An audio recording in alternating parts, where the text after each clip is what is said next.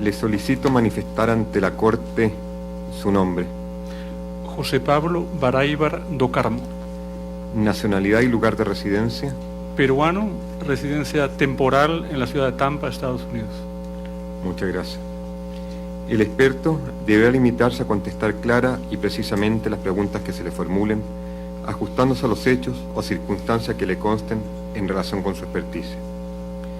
Se le informa que fue citado por la Corte para rendir dictamen sobre los estándares mínimos para la intervención forense y sobre las presuntas falencias de las diligencias forenses realizadas en este caso.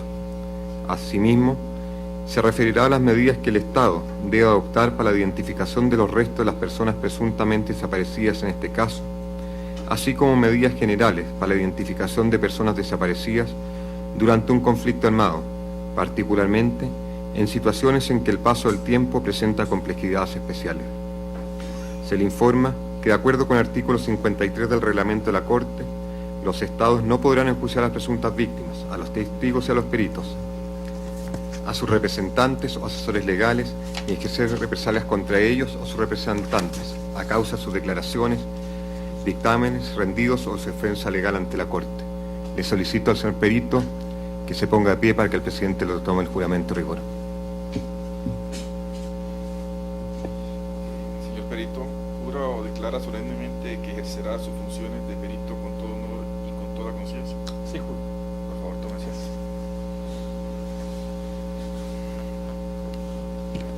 Le informamos al señor perito que antes de responder a las preguntas tiene la posibilidad, la potestad de presentar una exposición libre en un tiempo máximo de 10 minutos y relativa, por supuesto, al objeto de la experticia.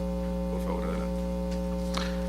Señores magistrados, considerando el tiempo tan corto, he preparado una memoria escrita que la pasaré a la Secretaría para vuestra revisión y trataré de hacer una exposición bastante concisa de esto. Soy José Pablo Baráibar, antropólogo forense, he trabajado por muchos años como perito del Tribunal Penal Internacional para la Yugoslavia y tengo una experiencia en esos casos más o menos de todo el mundo, ¿no? Pues una biografía también ahí, así que no hay que perder tiempo hablando, digamos, de mi currículum. Quisiera hablar de dos temas principales que se refieren al elemento estratégico primero y después al elemento táctico, específicamente al caso en cuestión. ¿Y por qué estoy haciendo esa diferenciación? La diferenciación es importante en la medida en que este caso, el de Comunidad Santa Bárbara, no es la excepción, sino más bien la regla al problema de los desaparecidos en el Perú, que suman más de 15.000 y que hasta el día de hoy básicamente las familias no tienen respuestas. Por lo tanto, los aspectos tácticos, operativos, específicos, técnicos, científicos que voy a debatir ahora tienen mucho que ver con una estrategia mayor, inexistente desgraciadamente, hacia la búsqueda de los desaparecidos. Los efectos técnicos de este caso se dividen en dos bloques, uno relacionado a la recuperación de los restos y otro al análisis de los restos. No voy a entrar en tanto detalle, porque hay millones de detalles, básicamente, pero tal vez a través de las preguntas pueda aclarar algunas cosas muy puntuales. El punto principal es que el evento, como saben, ocurre el año 91, donde se recupera una cantidad de restos humanos. Hay muchos informes al respecto. El para esos restos humanos al día de hoy no sabemos dónde están. Se asumen que se habrán perdido, extraviado. No hay ningún tipo de referencia en el expediente que nos diga dónde están. A partir del 91 hasta el año 2011 se interviene 5 veces el mismo espacio. El año 2011, en una visita de un juez y de un fiscal, hay un derrumbe y aparecen más restos. Por lo tanto, las excavaciones que se hacen en este lugar no concluyen en recoger la cantidad de personas, 15 personas que estaban en esa cueva. Es la realidad.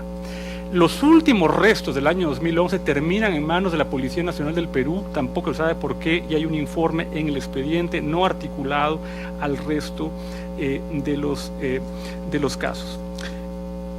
Pasando de ahí, habría que decir finalmente, acabar con esta parte, que la pericia arqueológica como tal, dada en marzo del 2010, no es sustentada por un dictamen pericial, sino por un acta, en la cual el perito firma y el fiscal también firma. Por lo tanto, los detalles de lo que se haya hecho o no figuran en el acta, pero no son materia de escrutinio de este trabajo, porque no están en el expediente.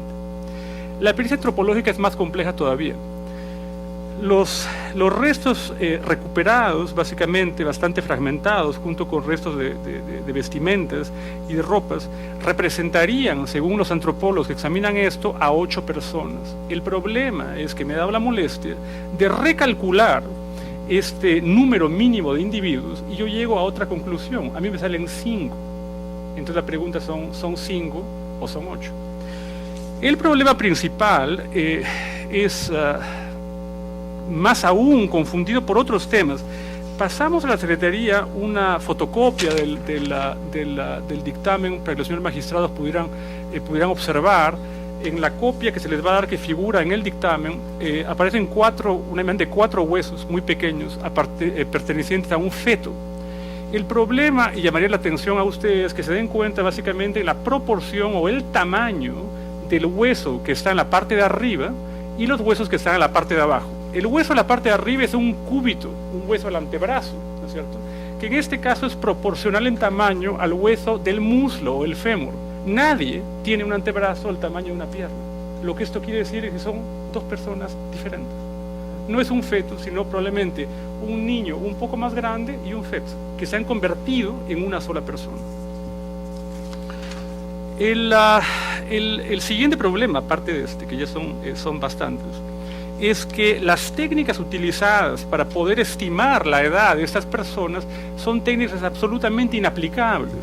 Existe, por ejemplo, el uso de una técnica para ilustrarles, se usa el desgaste dental. El problema es que la técnica fue derivada de una población de cazadores-recolectores arcaicos de Ohio, en los Estados Unidos, que ciertamente no tiene absolutamente nada que ver con una población forense. Y la lista continúa, pero no quiero entrar en detalles. De aquí pasamos al tema del ADN. El ADN es otro problema en sí mismo. El ADN o el examen de ADN informa que se han procesado 13 muestras de hueso, ¿correcto? Pero después dice en el mismo informe que hay 3 muestras más adicionales, que no figuran en ninguna parte, que han sido agotadas, quiere decir que han sido destruidas, ya no hay más hueso para hacer nada, es decir, no lograron extraer y ya no hay más nada. Entonces eran 16 o eran 13, tampoco sabemos. Si asumimos que son 13 muestras, vamos a hacer un acto de fe aquí, dicen que han obtenido 4 perfiles completos, genéticos completos, y 9 incompletos, que representarían a 6 mujeres y 4 hombres, porque el marcador sexual de 16 marcadores está presente en 10 de los 13 casos. El problema que tiene el ADN es que cuando volvemos a este caso en particular, ellos consideran que esos 4 huesitos son una sola persona, y según la muestra de ADN habrían procesado esto en conjunto.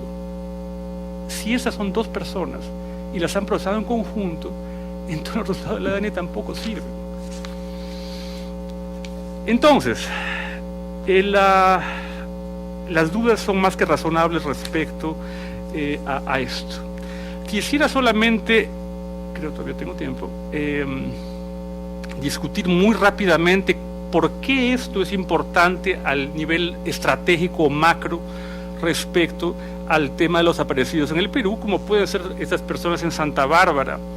Hasta el momento no sabemos cuántas personas desaparecidas hay en el Perú. Una estimación es que son más de 15.000. El Estado peruano ya aceptó que son 15.500 y pico, ante la OEA, dicho sea de paso. El fiscal de la Nación el año pasado ha dicho que se han exhumado 2.925 cuerpos, básicamente de los cuales 1.689 fueron identificados. El problema, y ya lo reportamos esto ante la Comisión Interamericana el 2013, es que gran parte de las personas que exhuman o que se exhuman y se identifican son personas que ya vienen con identidad, son ratificaciones de identidad, son personas que no fueron autopsiadas cuando murieron, no son desaparecidos en sensu stricto, no es una persona que se esfumó y que simplemente yo no sé quién es. Y saben que sé quién es y le devuelvo la identidad al corroborarla. Entonces, si en 8 años hemos hecho esto, faltarían 132 años más, básicamente, haciendo un estimado para poder identificar al universo aún desconocido de desaparecidos que fluctúa alrededor de 15.000 personas. El problema principal que está surgiendo en este momento es que son los familiares en los que recae la carga de la prueba. El familiar tiene que denunciar, el familiar tiene que dar casi los recursos, la información, quién lo hizo. para que el Ministerio Público pueda ir realmente a investigar y eventualmente llegar a una conclusión. Pero como no hay pruebas, solamente el año pasado en Ayacucho se han archivado 1.335 causas que no equivalen al mismo número de personas, sino mucho más que eso. En el Perú, 2 minutos, en el Perú, a diferencia de Argentina, Guatemala o Chile, no hay una política de Estado, no hay participación de la sociedad civil ni nada que se le parezca. Recomendaciones específicas, rehacer este caso, exhumar el sitio, esta vez de una vez por todas, básicamente, poder reanalizar los restos y determinar finalmente si es que el ADN es el camino a seguir o no, y que el trabajo sea hecho por un grupo independiente, ya que, en mi opinión, el Estado a esas alturas carece de credibilidad, al menos en este caso, en relaciones familiares.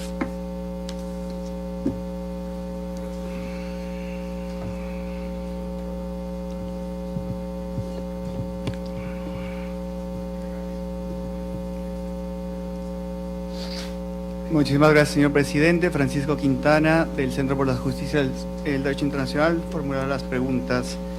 Señor Perito Baraybar, muchas gracias. Al inicio de su exposición hizo una mención general de que había trabajado alrededor del mundo. ¿Podría ser específico en qué áreas ha trabajado y sobre todo si tienen relación con conflicto armado? Diría que casi todas las áreas que he trabajado tienen relación con conflicto armado, sea Etiopía, Congo, Somalilandia, Ruanda, Filipinas, Guatemala, México. Gracias, es suficiente. ¿Usted ha declarado en algún tribunal internacional, además de la Corte Interamericana de Derechos Humanos? En el Tribunal Internacional para la Yugoslavia tengo estatus de perito en ese tribunal. He testificado por 13 años en causas que van desde genocidio a todo tipo de crímenes contra la humanidad. Muchísimas gracias. Y con esa experiencia, señor perito, de la lectura de los documentos de 1991, ¿podría usted discernir si había un objetivo encaminado a la recuperación e identificación de los restos? El objeto era el objetivo, es decir, recuperar lo que había ahí. No había un objetivo mayor que eso. Simplemente lo que se ve en el año 91 es simplemente llegamos a un lugar y hay un montón de pedazos de personas, los metemos a una bolsa y los llevamos de aquí, ¿sabes? No hay ningún tipo de racionalidad más allá que esa, ¿no? Usted mencionó que hubo 5 intervenciones a la mina. Esta es la primera de 1991 y se recuperaron algunos materiales. ¿Sabe usted del análisis del expediente dónde están esos materiales, esos restos óseos en 1991? Recuerde que no son solamente restos óseos, son restos de tejidos. Hay una lengua, hay un pedazo de vulva, básicamente de una mujer. Es una cosa muy cruda, hay todo tipo de pedazos. No hay ningún tipo de referencia a nada, ni de custodia, ni quién lo recibe. Dicen que lo van a mandar a medicina legal en Lima, pero no hay nada más. Gracias. En 2010 se lleva a cabo otra diligencia y en esta sí se especifican 3 objetivos, a saber, establecer el número mínimo de individuos, estimar el perfil biológico de estas personas y determinar la presunta positiva identificación de los restos examinados. ¿Se cumplieron con dichos objetivos en 2010? Claramente no, y es el informe antropológico que estamos hablando. Claramente no. El número mínimo de individuos, ya lo dije, yo calculo una cosa, me sale algo diferente a lo que han hecho ellos. Los inventarios no tienen nada que ver con lo que se ha usado para el número mínimo. Aparecen huesos que no están incorporados en esto, en las listas. A mí me ha costado mucho trabajo poder entender qué cosa han hecho. O sea, si lo digo así honestamente, me ha costado mucho trabajo poder navegar a través del expediente porque es una cosa ininteligible, sinceramente. Gracias, señor perito. Entre los documentos de 1991 y este informe antropológico del 2010, ¿se puede determinar cuántos huesos se han rescatado? ¿El número? No los he contado. Son muchos, porque hay por ejemplo, referencias a cosas como gran cantidad de fragmentos. Hay algo que dice gran cantidad de fragmentos, y una foto con un montón de fragmentos, no se cuentan. Otra, huesos rotos, hueso largo, no sé qué, dientes aislados, pero no. Gracias, señor perito. Tal vez la pregunta que le formulo ahora, ¿cuántos huesos tiene un esqueleto humano? Si una persona está pesando 206 huesos y 270 al momento de nacer, ya que hay partes separadas, ¿cómo se llama?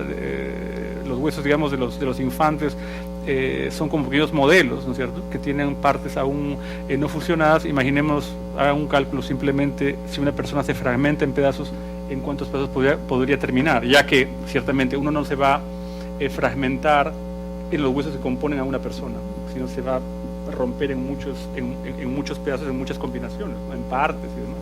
Gracias. Y en su opinión, de la lectura de los informes, particularmente el de 2010 o cualquier otro, las citas bibliográficas que se utilizan o las referencias a expertos del área están bien fundamentadas, bien utilizadas? No, lo que está claro en todas las referencias, no solamente en esas, es que se trata de citar referencias que nadie conoce para impresionar y ver que han leído algo, pero no tiene nada que ver. Y hay referencias que no tienen nada que ver. Hay una que no tiene ni fecha siquiera. Entonces yo puedo adivinar qué cosa habrán querido decir con eso, o cito a no sé quién, pero este trabajo tiene que ver con X, que no tiene nada que ver con lo que estoy haciendo. Gracias, señor Perito. En la página 2 del informe antropológico forense de 2010, el cual hemos enfocado estas últimas preguntas, señala específicamente, y cito, que arqueológicamente el contexto se trataría de un depósito múltiple primario, alterado y perturbado. Cierro la cita. ¿Qué significaría eso para efectos del análisis forense? Que el lugar donde han colocado los restos básicamente es el lugar original donde los colocaron y que ha sido disturbado o alterado por algún tipo de agente. Es una manera de leerlo. Podríamos entrar en discusiones mucho más concienzudas respecto a qué cosa es un depósito primario o secundario, pues el punto no va por ahí. O sea, lo que yo entendería es básicamente ese, ¿no? Es decir, ponen una cantidad de personas en un lugar y después hay algún tipo de acto o acción, ¿no es cierto?, que habría que explicar cuál es y justificarla, que hace que esto se altere, ¿no es cierto?, se destruya, se altere, se mezcle, se rompe. Gracias, señor Perito. Y en relación con esta alteración o la contaminación de la escena del crimen, de los documentos analizados, ¿existe alguna información que permita descartar la posibilidad de contaminación de la escena del crimen, ya sea por la acción humana o por la naturaleza misma? Claro que no. Si es que el del 91 al 2009 no hubo ningún tipo de intervención, no había nadie cuidando el sitio, aquí me puedo asegurar que animales, una persona, más eventos, o sea, ¿alguien puede decir que no? No. O sea, ¿puedo decir que sí? No. Pero puedo decir que no, tampoco. Gracias, señor Perito. ¿Y se puede determinar cuál ha sido el porcentaje del área de la mina examinado? Esa es la gran incógnita, ¿no? Es la gran incógnita. Es decir, si un juez y un fiscal van de visita y se les cae un pedazo del techo y aparecen más huesos y meten una linterna por un hueco y encuentran más restos, que está en el acta, básicamente yo no sé cuánto excavaron. Es decir, 90%, 80, 50, 10, qué sé yo, no tengo la menor idea. Gracias. Hizo referencia a un juez. ¿Recuerda de las 5 intervenciones de la mina qué número de intervención sería esta? Es la quinta. O sea, quiero decir, en el octubre, si no me equivoco, es octubre del 2011. 2011. Acabamos de escuchar que el testigo previo, el señor licenciado Rueda, señaló que en el 2010 se había afirmado que se hizo una exhumación completa. Eso consta en los documentos que los fiscales o los técnicos en su momento dijeron que era una exhumación completa, que se había terminado. Hay un acta bastante pintoresca, un oficio en realidad, del fiscal del caso a su fiscal coordinador, donde dice que pese a las dificultades se logró culminar la diligencia de forma satisfactoria. Asumo yo que querrá decir esto básicamente que la acabaron, y dicen aquí que la intervención fue compleja y requirió la aplicación de métodos y técnicas arqueológicas adicionales, pero no hay informe. Los fragmentos de restos humanos dispersos en el interior de la mina, los entes asociados con fragmentos de ropa y calzado, casquillos de arma de fuego, largo alcance, mecha lenta de dinamita, constituyen evidencias que nos permitieron llegar a reconstruir el proceso tafonómico determinante de los restos dispersos en el interior de la galería de la mina. No es cierto. Es decir, yo no he visto en ningún momento a alguien, salvo el ingeniero de minas, que no tiene nada que ver con esto, pues una persona que le pidieron simplemente, oiga, dígame cómo entrar para que no se me caiga el techo encima, y es un ingeniero de minas, y el ingeniero de minas dijo, no, lo que pasó acá es que esto lo han dinamitado y han volado todo esto, pero no hay una ratificación pericial independiente a esto que diga, el hecho, yo llego a este lugar y encuentro miles de huesos, pedacitos, no sé qué, esto ocurrió porque esto, es decir, la inferencia lógica basada en la evidencia que yo estoy recuperando, que permite dar una línea de evidencia que se va a contrastar justamente con el testimonio que haya, que es el trabajo del perito finalmente. Gracias. Señor Baraybar, han pasado 23 años de la ocurrencia de los hechos. ¿Qué desafíos para la práctica forense incorpora el paso del tiempo? Los desafíos son técnicos, ¿no? Los desafíos son técnicos. El tiempo ciertamente altera las cosas, el tiempo puede destruir las cosas, el tiempo puede destruir la ropa, destruir los huesos, puede, no siempre lo hace. Y creo yo que hay que entender que todas las investigaciones forenses que se han realizado desde el año 84 con la creación del equipo argentino, básicamente en adelante, son investigaciones que se hacen ex post facto, todo ocurre después de los hechos, nadie está investigando un crimen al día siguiente, esto no es un homicidio, es la realidad, no estaríamos aquí tampoco.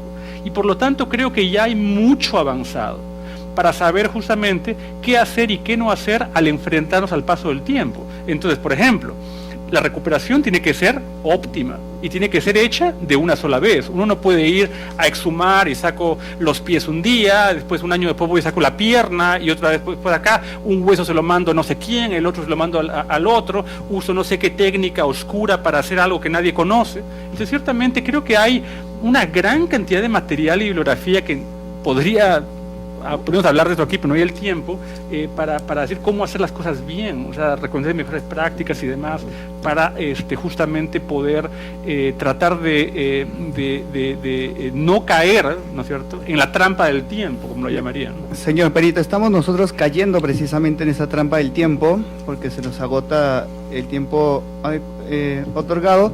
Sin embargo, quisiera hacer referencia a los protocolos internacionales y las buenas prácticas. El testigo Rueda señaló previamente que se habían seguido los estándares, las prácticas o mínimos internacionales en estos protocolos. Inclusive nos habló del caso Cabitos, presentó un documento del Ministerio Público donde establece, en este caso concreto, ¿se siguieron los estándares mínimos internacionales? Yo diría que no.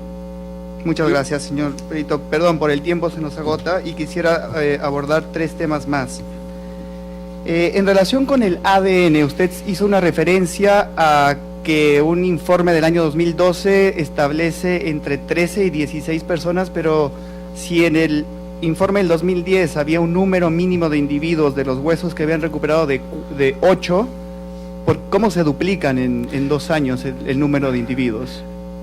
Vamos a ver, no son 16 personas. Hay una incoherencia en los informes de ADN, algo que no he logrado yo entender tampoco, sería bueno que ellos lo expliquen, y es que tienen 13 muestras de hueso, aunque hay muestras de dientes que les llaman de hueso, entonces no sé si son de dientes o de hueso, o sea, no sé lo que si se mandó fue diente o hueso, porque sale como diente el laboratorio de antropología y termina como hueso en el de ADN, entonces ¿era diente o era hueso? No lo sé tampoco, y dicen, hay 3 muestras más adicionalmente a eso, que han sido agotadas, muestras óseas agotadas, en 16 muestras, no 13, es la incoherencia. El tema principal es el siguiente, el ADN es una pericia auxiliar, ¿correcto? No es la bola de cristal, yo no puedo mandar esto para que me hagan ADN de plástico, entonces yo no puedo mandar cualquier hueso de cualquier cosa que a mí se me ocurra al laboratorio, pero el laboratorio me adivine y me diga, deme una respuesta de eso, porque me van a dar una respuesta, pero puede ser que no me sirva para absolutamente nada. Entonces el tema hay que ser muy claro respecto a eso. Entonces no hay una articulación entre lo que sale del laboratorio de antropología y lo que entra en el laboratorio de ADN. Y en el laboratorio de ADN tampoco hay ningún tipo de sentido crítico para ver lo que están haciendo. Quiero decir, tenemos tantos perfiles completos, pero no identificamos a nadie. Y dice, ¿cuántas muestras de referencia tiene usted? 6. ¿Y cuántas víctimas son? 15. De 5 familias. Ah, mire usted, ¿no? Por eso no identifica a nadie, pues tampoco tiene nada con qué comparar. Porque el ADN es actividad comparativa, ¿no? Señor perito, gracias. Los cuadros efectivamente son muy complejos en ese informe del 2012, pero creo que la explicación es bastante clara. Quedan en estos últimos minutos, quisiera preguntarles si en el Perú, y por favor sea muy breve en su respuesta, si la participación de peritos de parte es una práctica accesible en el Perú. No es accesible, yo diría que si tomamos el total o el universo de casos que hay, ni siquiera de casos que tienen que ver con derechos humanos, sino casos en general que se ven en la justicia, tal vez pues el 98% de casos se ha llevado por el Estado simplemente sin perito de parte de ningún tipo. Muchísimas gracias, señor perito. ¿Cuál es la importancia de la participación de equipos forenses de la sociedad civil en coadyuvancia con el Estado? Si nos referimos al protocolo de Minnesota, básicamente el protocolo de Minnesota implica y dice muy claramente, ¿no es cierto?, que en situaciones de violación de derechos humanos en que el Estado es presunto responsable, sería bueno tener básicamente la participación de gente ajena al Estado para que el Estado los investigue a sí mismo. Gracias. Y para concluir, señor Baraybar, quisiera preguntarle ¿qué recomendaría usted que haga el Estado peruano para crear las instituciones encargadas de identificar y recuperar los restos en casos como el presente? La recomendación de la Comisión de la Verdad en el año 2003 fueron absolutamente claras y contundentes en dos temas, y está referenciado en este informe, lo pueden ver también en el informe final, en la creación de la Oficina de Personas Desaparecidas como un ente básicamente autónomo que se encargue de un proceso con un enfoque principalmente humanitario que no excluye lo judicial a largo tiempo, y se cree un plan nacional de investigación antropológico forenses, no un plan de exhumaciones, que es lo que ocurre en el Perú en este momento a manos del Ministerio Público, porque exhumar es una actividad ciertamente muy mediática, muy interesante, muy bonita, identificar es otra, restituir es otro problema. Señor Berito, lamentablemente ha concluido mi tiempo, pero seguramente se podrán ampliar más preguntas si es que el tribunal así lo establece oportuno. Muchísimas gracias, señor presidente. Muchas gracias, doctor Quintana. Le corresponde el uso de la palabra para formular sus preguntas a los señores agentes del Estado peruano. Muchas gracias, señor presidente. Las preguntas serán formuladas por quien habla, Luis Huerta, procurador especializado supranacional y agente titular del Estado peruano para la presente controversia. Señor Baraybar, sobre los aspectos profesionales, varias preguntas. ¿Cuál es su profesión y en qué universidad estudió la licenciatura? Estudié en San Marcos, no tengo una licenciatura en arqueología, que es lo que estudié originalmente. Okay. Estudió arqueología y la Universidad de San Marcos. Si me pregunta qué estudié en el Perú, es arqueología en la Universidad de San Marcos.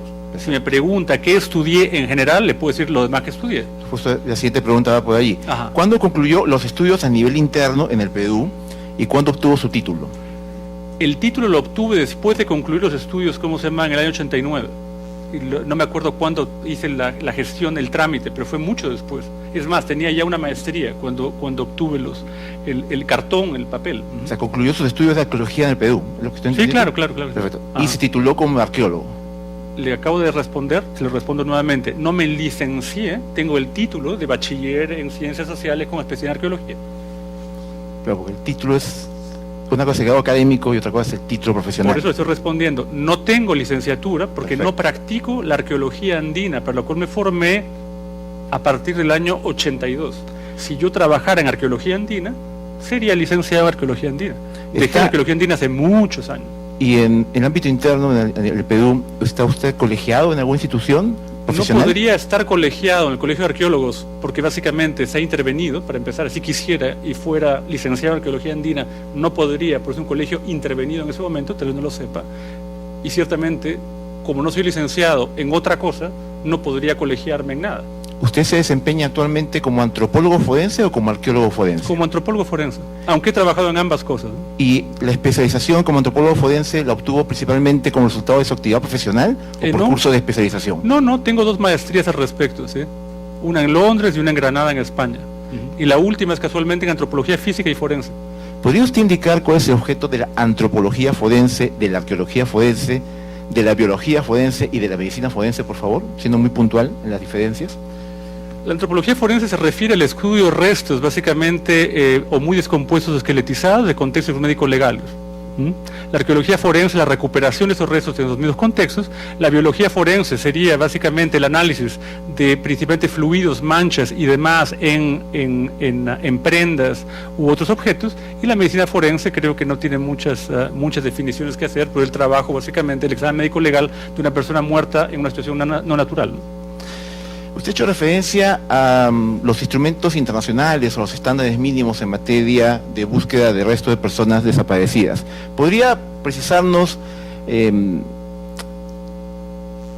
la fuente de estos estándares, en dónde constan, en qué documentos, además también los años de dichos documentos? El estándar por excelencia, el Protocolo de Minnesota, año 91, publicado por las Naciones Unidas. Lo más interesante de ese estándar por excelencia, porque el segundo, que no fue tan popular, pero que existe, el llamado Protocolo de México, que es publicado bastantes años después, en 2001, es que el Protocolo de Minnesota sí ha sido incorporado en sentencias de esta Corte, casualmente. Hermanos Landaeta Mejía y otros, Pacheco Teruel y otros versus Honduras, el primer caso era contra Venezuela, González y otros en Campo Algodonero versus México, y la lista continúa. Entonces, de alguna manera, este estándar, aquí no es estándar, pero en Minnesota, es un estándar de calidad mínima. Tenemos que entender que los estándares de calidad mínima, quiere decir, si yo tengo este problema, lo mínimo que debo garantizar es esto. El estándar no es una receta de cocina, nunca lo ha sido, y sería básicamente imposible que lo fuera, pero sí es un estándar de calidad mínima, como todos los estándares de ese tipo.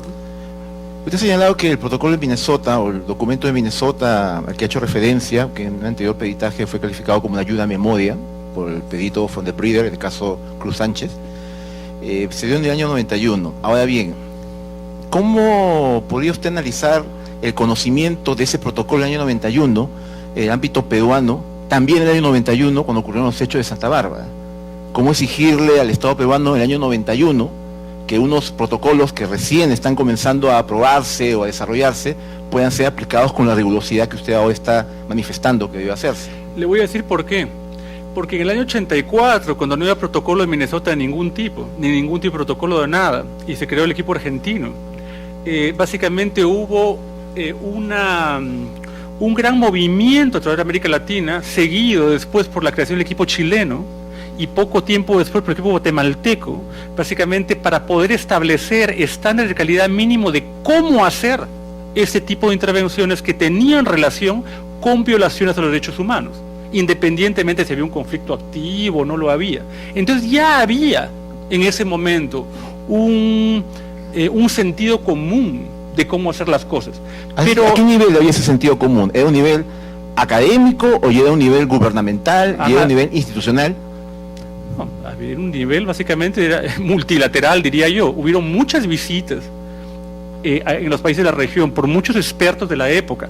Estaba la Asociación Americana de Atlas para la Ciencia, poco tiempo después Médicos para los Derechos Humanos.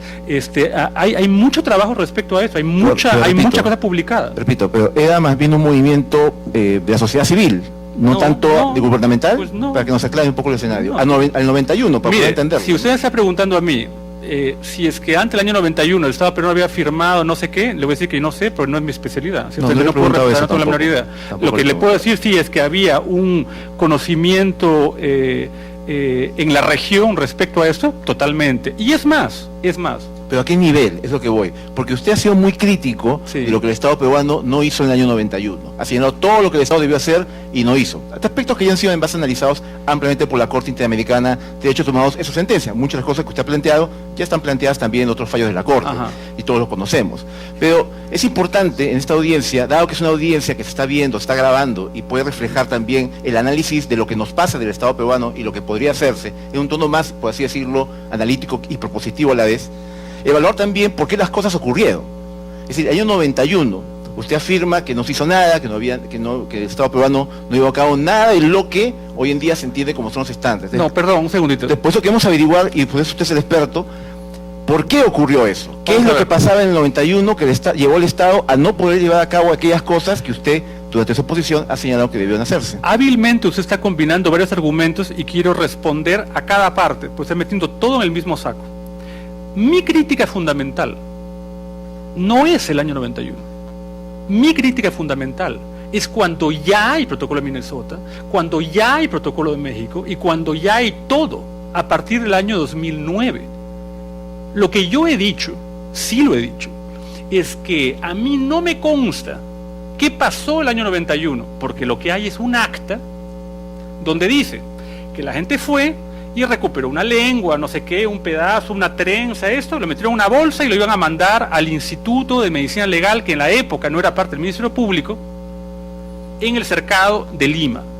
Ante la pregunta que me hacen respecto a si había un objetivo, es mi opinión que el objeto era el objetivo. Yo no estoy diciendo si el Estado peruano hizo bien o hizo mal. Esa es otra cosa. Esa es una valoración, además, que es inmaterial, es una valoración básicamente personal que creo que no tiene ningún tipo de lugar en eso. Señor Pedrito, usted en su intervención hizo un calificativo que particularmente ha llamado la atención, porque usted dijo que había un acta pintoresca, o sea, es calificado.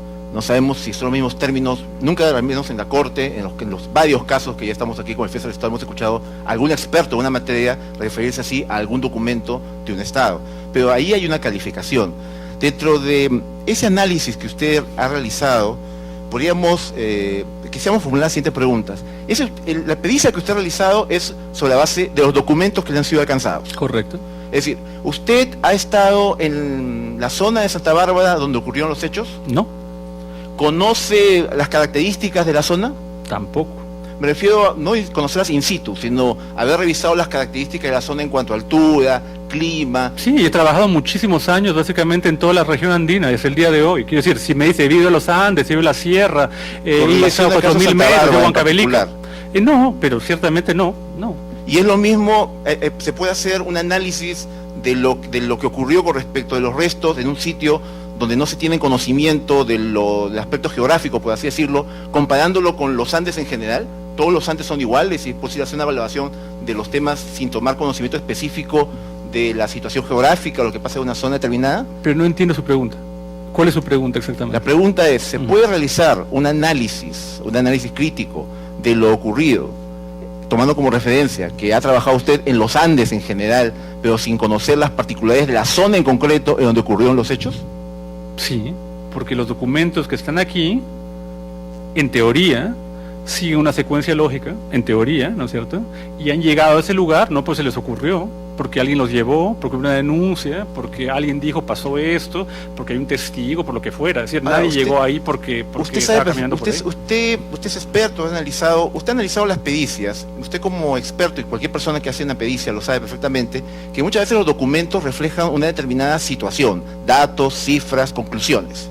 Pero que hay elementos detrás, por así decirlo, del informe, que no necesariamente tienen que constar en el mismo, porque no corresponde, y que podrían llevar a valorar de manera distinta las conclusiones que usted ha revisado y sobre las cuales está emitiendo una opinión negativa. ¿Comparte que esa posibilidad de que usted no cuente con toda la información necesaria para poder hacer una evaluación de los resultados de las pericias que ha encontrado?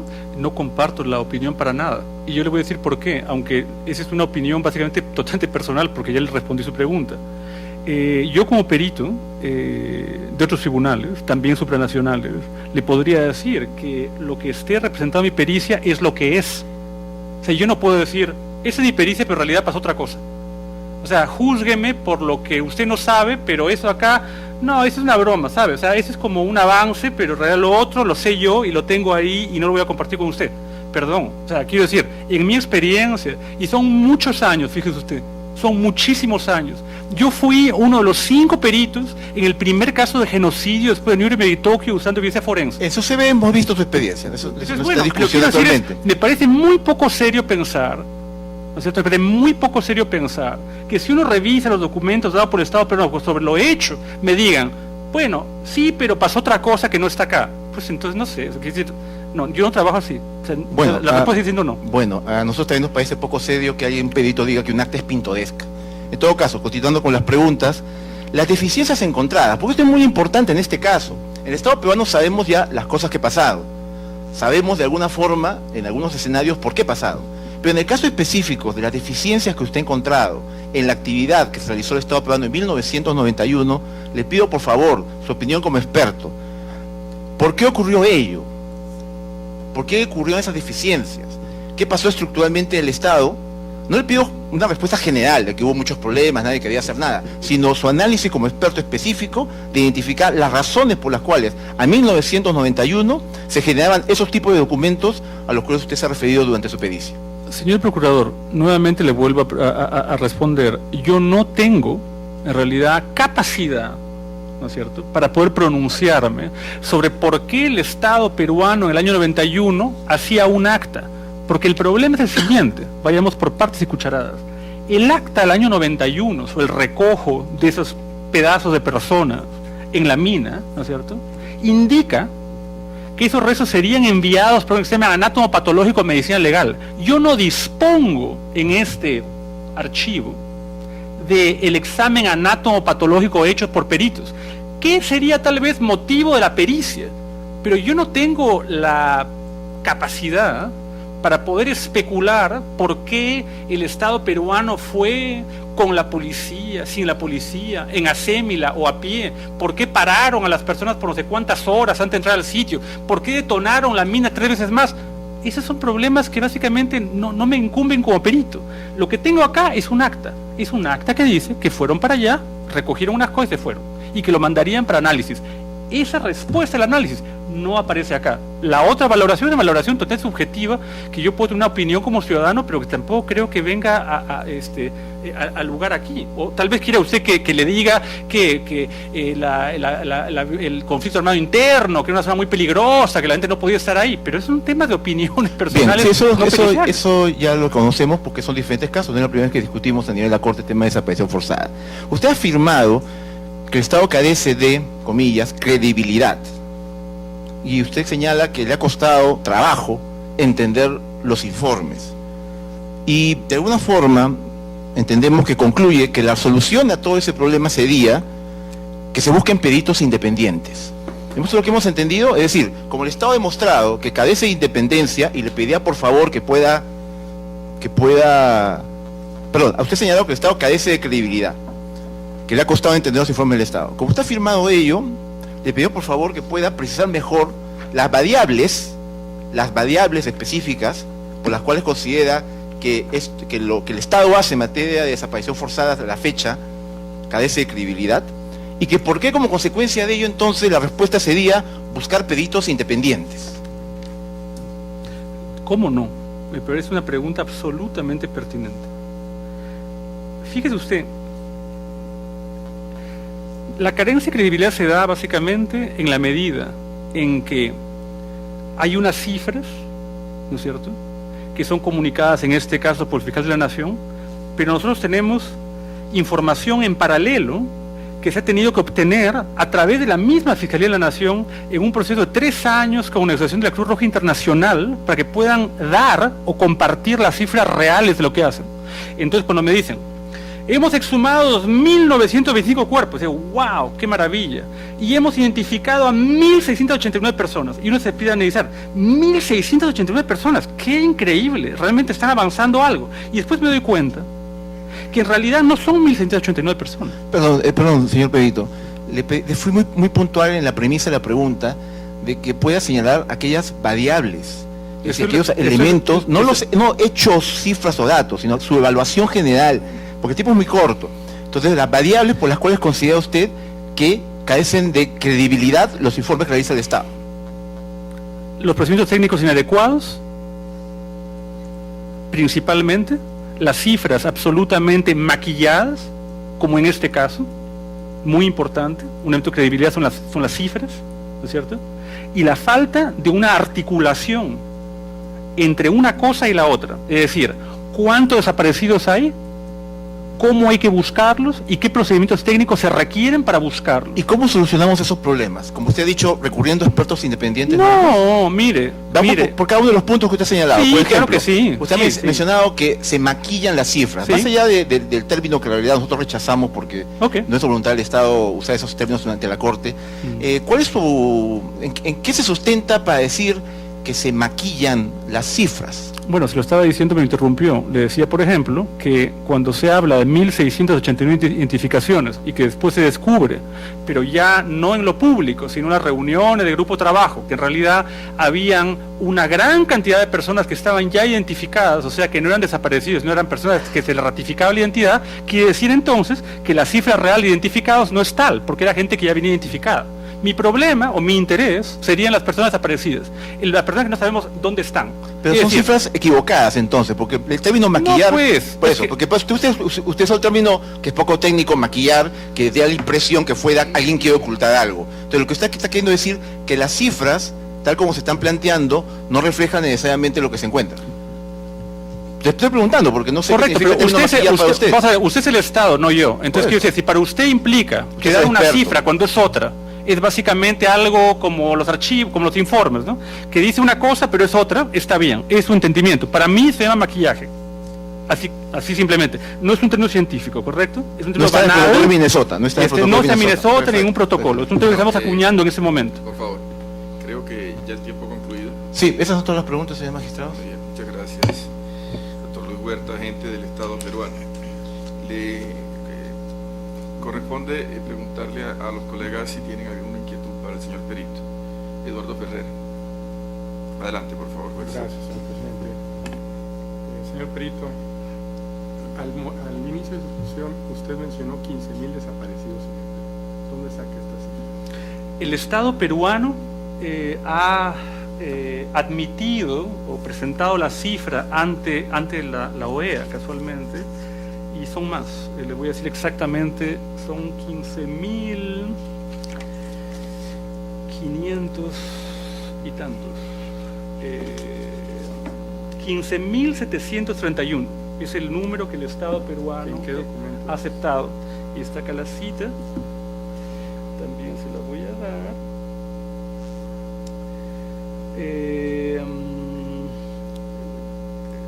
Documento de trabajo sobre las medidas adoptadas por diferentes sectores en relación a la resolución tanto las personas desaparecidas y la existencia de sus familiares, línea del Ministerio de Relaciones Exteriores del Perú. Entonces, el problema con las cifras es el siguiente.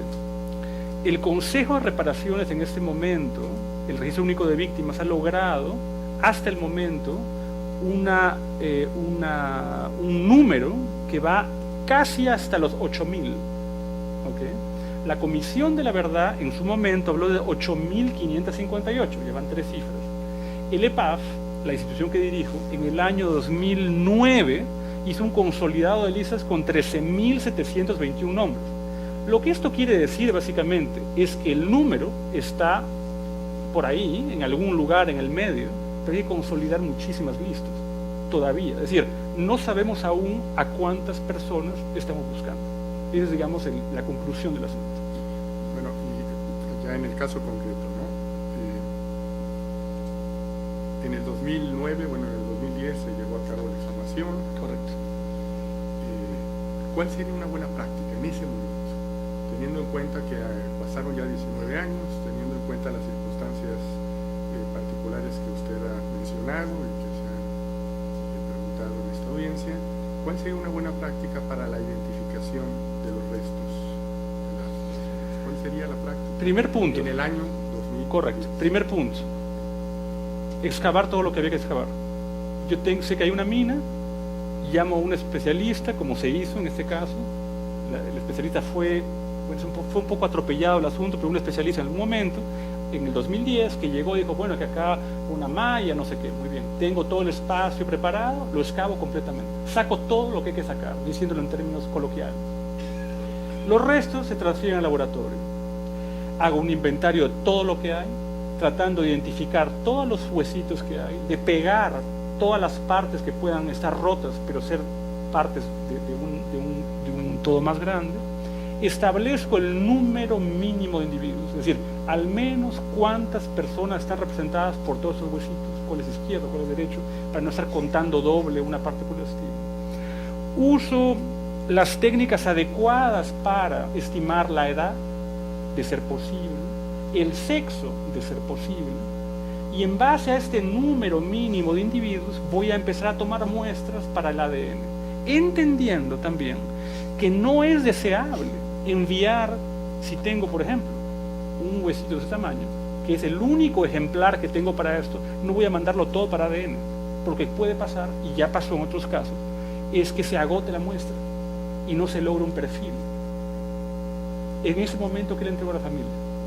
No le doy ni respuesta ni un resto. Y en base a esto, finalmente, con los resultados que haya o no, tomo una decisión respecto a cuál es el proceso identificatorio que voy a llevar. El proceso identificatorio debe ir más allá del ADN, tenemos que considerar otro tipo, una lógica mucho mayor, pruebas indirectas, el contexto, hay testimonios, sé que es un caso cerrado, no es un caso abierto. En este caso sé que hay 15 personas, no hay 25, esto, que podría haber gente que llegó del 91 al 2009 es posible, pero es posible también demostrar que no hubo una alteración sustancial en los restos. Y en base a eso voy a tomar una decisión cómo se va a identificar a esto. Si el ADN no me da resultados, yo tendré que hacer una identificación colectiva y decir, señores, la ciencia llegó hasta aquí. En el año 2008, el EPAF, trabajando por el Ministerio Público del Perú, hizo una exhumación del sitio de Putis en Ayacucho, recuperando 92 personas, de las cuales solamente 27 fueron identificadas con ADN.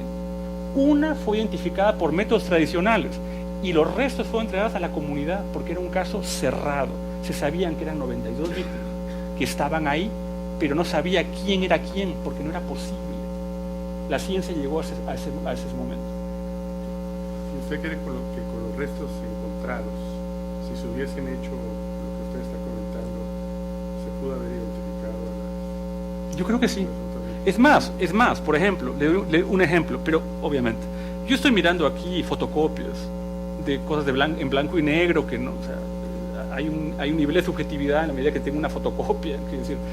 Pero por ejemplo, lo que no se menciona en ningún momento en el informe, y no tiene que ver con la identificación, pero es un punto relevante, es el mecanismo por el cual los restos están en pedazos, que es lo más elemental. ¿Por qué están en pedazos? Sí, que la mecha dinamita, que la dinamita, pero eso viene del testimonio y de hallazgos incidentales. Nadie dice, lo que pasó acá es que hubo una carga explosiva y se rompieron. Se ven fragmentos de restos que tienen fracturas radiales, que son causadas por la transmisión de alta energía y que se puede ver básicamente que es correspondiente a eso. Entonces, había mucho más que se pudiera hacer. Y supongo que aún, si los huesos están todavía ahí, se puede hacer algo, claramente. Eso es todo. Muchas gracias. Gracias. Muchas gracias, juez Eduardo Ferrer. Juez Eduardo Bion. Juez Alberto Pérez. Por favor, adelante. Señor Baraybar, por los datos que hemos recogido, parecería que ahí hubo primero un fusilamiento, por decir así, fusiles ametralladoras ligeras, o FAL, y quedaron muertas las personas que había. Y después se dinamitó el lugar. ¿Se podría imaginar alguna explicación racional de que los hayan dinamitado después de haberlos matado? Vamos a ver. Quisiera, las preguntas son muy estimulantes, quisiera mostrarles todo, no hay tiempo. Vamos a ver, el análisis de los esqueletos en contextos como estos nos han permitido entender mucho de la biomecánica, ¿no es cierto?, causada, por ejemplo, por un disparo y por aquella causada por una explosión. Yo no quiero decir que voy a tomar un pedacito y voy a decirle, eso es explosión y eso es FAL. Ciertamente no. Pero hay elementos muy diagnósticos en los restos. Hay específicamente una foto de 2 huesos en particular que tienen toda la apariencia de ser lesiones por arma de fuego, ubicadas interesantemente en las piernas. Lo cual, bueno, hay un nivel de elaboración que se podría llegar a esto, pero es un caso solamente lo que se ha podido ver en las fotos. Entonces, ciertamente es posible reconstruir muchos de estos eventos o asociarlos en base a los signos que se encuentren en los restos humanos. Ciertamente, la respuesta es sí, claro que se puede. Era si habría una explicación racional para que los hayan dinamitado después. Porque a mí una explicación que se me ocurre es, no queremos que sean identificados. Ah, no, cierto, no, claro, eso es como... Y probablemente también eso totalmente. implique que conocían que desde 1984, en Argentina primero, después en otros países, trabajaban equipos de antropología forense que no iban a poder trabajar sobre el resto dinamitado. Y no solamente eso, o sea, sabemos que los perpetradores siempre, históricamente, han estado usando el fuego, ¿no es cierto?, el fuego principalmente, o las explosiones como esto. Ciertamente queda claro, y los testimonios también se colige otro elemento interesante, que es un tema, digamos, lateral a esto, pero importante, que en el momento en que van al sitio, lo retienen, al señor Zenón lo detienen y se escuchan 3 explosiones más. Entonces era como que, han quedado todavía muy enteros y hay que simplemente fragmentarlos más para que no se pueda hacer nada. Lo bueno es que sí se puede todavía hacer algo. Es muy difícil, es un rompecabezas, pero se puede. Es lo que hacemos. Muchas gracias, juez Pérez. Juez Manuel Ventura. Sí, señor presidente. Una pregunta. El perito Luis Alberto Rueda dijo que ellos habían iniciado dentro de la mina, desde la puerta hasta un punto en que encontraron la mayor cantidad de material de restos humanos. Usted dijo una cosa que a mí me llamó enormemente la atención. Se pararon en un lugar donde había un montículo de tierra que pudo haber caído de arriba, y ahí encontraron estos restos humanos. La pregunta que a mí me surge inmediatamente es: ¿qué ocurrió con las 3 explosiones? Es decir, ¿quedó nada más un grupo de huesos en un determinado lugar de la mina, o esos restos humanos podían haber estado en el techo, en las paredes, en muchas otras partes, y entonces el procedimiento utilizado no fue suficiente, no fue correcto para encontrar todo el material disponible? ¿Estoy en lo cierto? Sí, no, está totalmente lo cierto, y le voy a decir por qué. Vamos a ver, sin entrar en temas muy técnicos, pero la dinamita es carga pura, ¿no es cierto? Una granada será carga con fragmentación, pero la dinamita es carga pura. Entonces la carga pura lo que va a hacer es que una onda expansiva que va a resonar, va la redundancia, dependiendo del ambiente donde está. Si un ambiente cerrado, ¿no es cierto?, y con una gran resistencia rocosa o lo que fuera, va a rebotar, hay partes que van a fallar, se van a romper y van a caer ahí. Una parte sale para afuera, que es el punto de escape, y es por eso que encuentran en el 91 toda una dispersión de cosas afuera, y en el año 2009, cuando inician las excavaciones también, al entrar una cantidad de cosas, pero ciertamente, dependiendo del tipo de material de la mina, de la pared o lo que fuera, pero en el techo, lo que fuera. Hay un caso en particular asociado a la caída de Srebrenica, que es la matanza de Kravitsa, del depósito de Kravitsa, donde esta gente la meten, a 800 personas la meten a un depósito con techo de corrugado, de metal, y empiezan a dispararles con ametralladoras, básicamente 7.62 por 39, y después a lanzar granadas al interior. Y uno, y no me lo han contado porque he hecho el caso, encontraba pedazos de personas en el techo, en el estuco de la pared, en el piso, en cualquier parte, por todas partes, porque es algo absolutamente normal. Y están hablando aquí básicamente de carga con fragmentación, no carga pura. La respuesta es sí. Muchas gracias, muy agradecido. Muchas gracias, juez Ventura. Juez Roberto Calda. Tengo una inquietud. Y es relativa, digamos, al proceso que usted muy ilustrativamente nos ha explicado, en el sentido en que el Estado, a ver si lo entiendo, debe hacer su mejor esfuerzo para identificar, primero para encontrar los restos, luego identificarlos hasta donde sea posible individualmente, y si no, pues por el resto de elementos señalar: estos fueron las 15 personas que fueron denunciadas como muertes en tal sitio, a pesar de que no hay una prueba técnica que pueda efectivamente realizar esa identificación. El Estado nos muestra, dentro de su argumentación, con los testigos, cómo efectivamente hicieron su mejor esfuerzo, cómo llevaron a un grupo de expertos, cómo hicieron unos tires de mecanismos técnicos, hicieron tamizado para determinar cuáles eran los huesos. Encontraron innumerable cantidad de huesos, y en ese momento determinaron que hasta ahí podían llegar. Existen elementos que dicen que podrían haber hecho mucho más. El punto es que hay un momento de decisión política en donde el Estado tiene que decir: efectivamente aquí hubo una matanza, aquí hubo una serie de restos, hicimos un esfuerzo para tratar de identificarlos en las condiciones en que en su momento se realizó la investigación. No teníamos la suficiente capacidad y políticamente decidimos declarar un camposanto, un monumento, allí se produjo, pero digamos hay un momento en que ya hay que tomar una decisión de carácter político, por decirlo de alguna manera. Siempre se puede hacer un poco más en materia técnica. ¿Cómo es su percepción sobre cuándo se toma esa decisión, cuándo se debe tomar esa decisión? porque veo que en los términos que usted lo explica puede ser interminable o puede ser bastante extenso en el tiempo una elaboración de las características que usted me señala, sobre todo, como usted dice, el rompecabezas tan impresionante que hay que hacer. Vamos a ver, los estándares mínimos de calidad en general no pasan por tampoco maximalismos. Quiero decir, nadie va a decir, bueno, mire, hay 15.000, 9.000, 8.000, no sé cuántas personas aparecen en el Perú y es un hecho real que muchas de esas personas ya han sido físicamente destruidas, quemadas, fondeadas, o sea, no están. Y habrá que pensar también en cuáles son las medidas que el Estado tendrá que tomar respecto a esto para dar respuesta a los familiares. Hasta ahí estamos de acuerdo. El tema transicional, de memorialización y demás, como una reparación simbólica, absolutamente importante. El problema principal es otro, me parece, en mi opinión, es saber cuál es el problema, es decir, cuál es la dimensión del problema.